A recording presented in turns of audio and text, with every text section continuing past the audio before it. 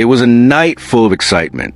William Nylander and John Tavares scored crucial goals in the final seconds, taking the Toronto Maple Leafs into an epic battle against the San Jose Sharks. But despite the spectacular comeback, the story had a bitter ending for the Leafs, and there's one detail that could change everything. Before we continue, don't forget to like this video and subscribe to the channel. Here, you'll stay up to date with everything about the NHL, with hot analyses and breaking news. So if you love hockey, this is the right place for you.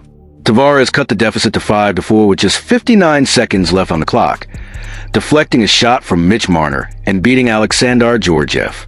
The crowd barely had time to breathe, because just 45 seconds later, Nylander shined again. He scored his second goal of the game, tying it at 5-5 and forcing overtime.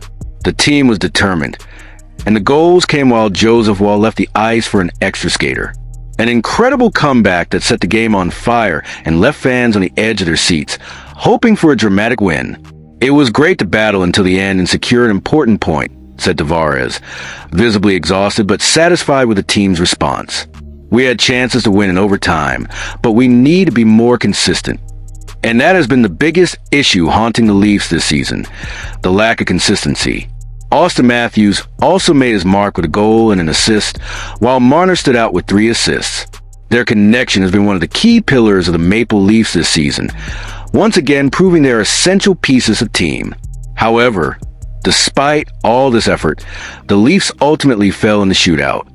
Now, the team leads the Atlantic Division by just 1 point over the Florida Panthers and Tampa Bay Lightning. But Florida has 1 game in hand. Will this lead hold? On the other side, the Sharks proved they weren't playing around. Tyler Toffoli was a standout player, recording 2 goals and an assist. William Eklund also shined with a goal and an assist, helping San Jose secure a remarkable victory. It was one of our most complete games, said head coach Ryan Warsofsky. Effort, energy, structure, everything was in place. And indeed, the Californian team played smartly and knew how to exploit the Leafs' defensive weaknesses. The first period started with a bang, as Toffoli opened the scoring after an unexpected rebound in the crease.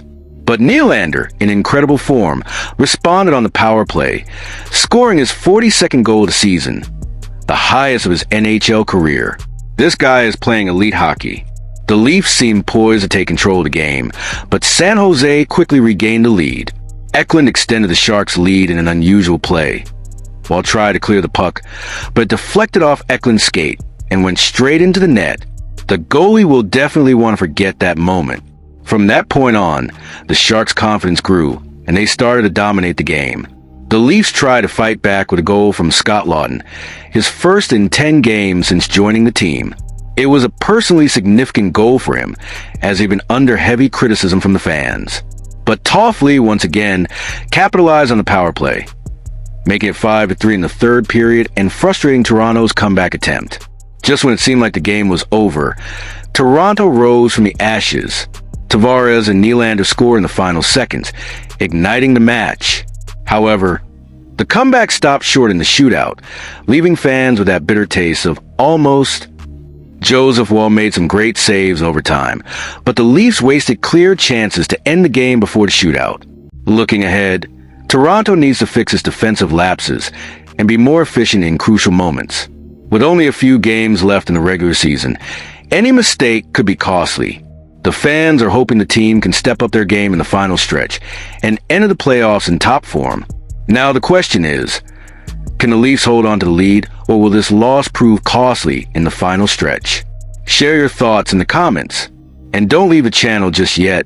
There's more top content coming your way. If the Toronto Maple Leafs truly want to be a serious Stanley Cup contender, Brad Treliving needs to act now. And one name that could solve one of the team's biggest problems is Braden Schenn, captain of the St. Louis Blues and a veteran who has already proven his worth in clutch moments. But is it worth paying the price to bring in Schenn? Or could this trade end up costing the Leafs too much? Let's break it all down in this video. Before we dive in, don't forget to like this video and subscribe to the channel to stay up to date with all the latest NHL trade news. Here, you get in-depth analysis and hot takes on rumors, trades, and everything that could shape the future of your team. Why Braden Schenn? Schenn is having another solid season, with 12 goals and 37 points in 61 games so far. And here's an important detail. If he were added to the Leafs roster, he would be the highest scoring player among the team's bottom 6 forwards. In other words, we're talking about a forward who would bring more balance and depth to the lineup, something essential for enduring grueling playoff series. On top of that, Schenn has the perfect profile for the postseason, a physical player who competes on every shift and knows what it takes to win under pressure. It's no coincidence that he played a crucial role in the Blues' 2019 championship run. That championship pedigree could be a game changer for the Leafs, a team that has struggled for years to break through the first round of the playoffs. But there's another factor that makes this trade even more interesting. Craig Berube, the Leafs head coach, knows Schenn better than most. The two worked together in St. Louis for over 5 seasons, and Berube knows exactly how to get the best out of this player. That means Schenn wouldn't need much time to adjust to the Leafs system. He would be ready to contribute from day one. How would Schenn fit in with the Leafs? Toronto has one of the best top lines in the league, featuring Austin Matthews, Mitch Marner, and William Nylander. But when we look at the bottom lines, it's clear that depth is lacking. The Leafs have an urgent need for a legitimate third-line center, and Schenn would be perfect for that role. With his combination of offensive skill and physical presence, he could strengthen not only the offense, but also bring more defensive consistency to the Leafs, who have struggled to hold on to leads. Additionally, Schenn can play on both the power play and the penalty kill, making him an extremely versatile piece for Berube to work with. Another advantage of Schenn is his physical style of play. In the playoffs, when space tightens and every play becomes more intense, having a player with his game style can make a big difference. He's not afraid to go to the dirty areas, fight for rebounds, and battle for the puck, exactly the kind of mentality Toronto needs to become a tougher team to beat. The problem: how much would Brayden Schenn cost? Now we come to the big question. How much would the Leafs have to give up to acquire Schenn? We know that the St. Louis Blues are in a transition phase, looking to reshape their roster and build for the future. That means they would likely be open to trading Schenn, but not for free. The Leafs would have to part with valuable assets, and here are some possible pieces St. Louis could demand. A first-round draft pick. The Blues might be interested in building for the future, and a first-round pick would be a huge attraction for them. A top prospect. Players like Fraser Minton or Easton Cowan could be on the table in trade discussions. A young NHL talent. Someone like Nick Robertson or Timothy Liljegren might be included in the package. The big question for the Leafs is it worth sacrificing future assets to try to win now? Is Schenn the missing piece for a Leafs championship run? Looking at the Leafs' needs, it's clear that Schenn would be a perfect fit. He would bring experience, physicality, offensive depth, and a championship mentality. On the other hand, his contract isn't cheap. He earns $6.5 million per season through 2027.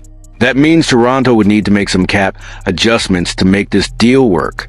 If Treliving truly wants to turn the Leafs into a legitimate title contender, this trade could be a bold move that changes the franchise's trajectory. But if the price is too high, it might be better to explore other, more affordable options. Now, I want to hear your thoughts. Should Toronto go all in and try to acquire Braden Schenn, or would the cost be too steep to justify the move? Drop your opinion in the comments, and let's discuss this potential trade. And don't leave the channel just yet. Click on the next video, and stay tuned for all the latest NHL trade updates. There's a lot happening, and you won't want to miss a thing.